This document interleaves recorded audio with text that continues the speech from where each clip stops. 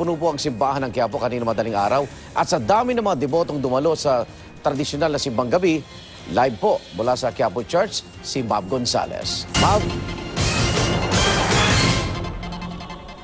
Igan, napakarami pa rin ng mga deboto at mga nagsisimbang gabi ang dumalo sa ikalawang araw ng simbang gabi dito sa Quiapo Church sa Maynila.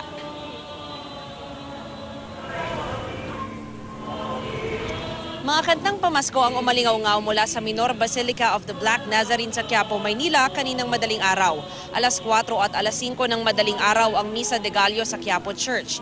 Isa sa mga narito, ang 75 taong gulang na si Lola Lourdes. 40 taon na siyang nagtitinda ng sampagita sa Quiapo Church. At ngayong Pasko, maski ang mga sampagita vendor gaya ni Lola Lourdes ay may kahilingan.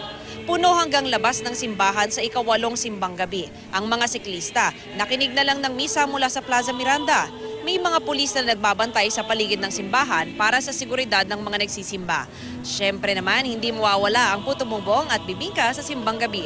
25 pesos ang 4 na piraso ng puto bumbong, 50 naman ang bibingka.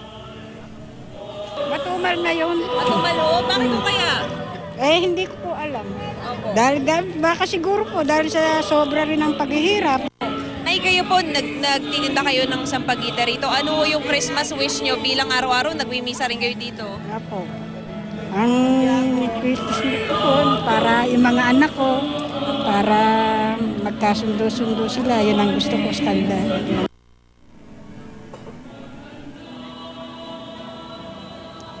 Igan, sa humili kanina dito sa misa, ang sabi ng pari ay bagamat maganda makatanggap ng regalo ngayong Pasko, mas mahalaga pa rin daw na makatanggap tayo ng pagmamahal, pagmamalasakit at pagpapatawad ngayong Pasko. At syempre, magbigay rin. Samantala, alas 9 ng gabi naman mamaya ang anticipated mass dito sa Quiapo Church. Igan? Maraming salamat, Mab Gonzales.